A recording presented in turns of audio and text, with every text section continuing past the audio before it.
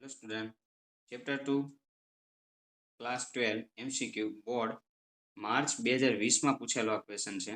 જો આપણને આ ક્વેશ્ચનની અંદર કઈ રીતે સોલ્વ કરી ગઈ sec inverse x cosec inverse x plus cos inverse x inverse x plus sin inverse x inverse x આવું આપેલું છે. તો આ સ્ટેપને આપણે જે કોટિકોનનું જે સૂત્ર છે એ ધ્યાન રાખવાનું. sin inverse, cos inverse, tan inverse, cot inverse, sec inverse અને cosec ઇન્વર્સ. તો સામે સામેના પદ હોય તો π/2 લખી શકાય. સૂત્ર આપણી પાસે છે તો આ સૂત્રનો ઉપયોગ અહીંયા કરવાનો છે. તો જો sec ઇન્વર્સ ને cosec ઇન્વર્સ, તો અહીંયા જો sec અને cosec ઇન્વર્સ બંને હોય તો આ બંને π/2 લખી શકાય. પ્લસ એ જ રીતે અહીંયા છે ખૂણા બંનેના સેમ, cos અને sin, જો સામે સામે sin અને cos તો એ π/2 લખી શકાય. તો અહીંયા π/2 બે વખત હાફ π/2 એટલે પાઈ થઈ ગયો.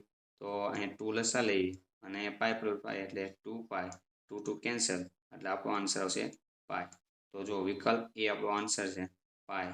આ રીતે તો જો આની અંદર આ રીતે સોલ્વ કરવાનું હોય છે. કોટિકોના સૂત્ર યાદ હોય તો બંને એક સરખા હોય, ઇન્વર્સ હોય, સામે સામે હોય, બંનેનો સરવાળો π/2 થાય છે.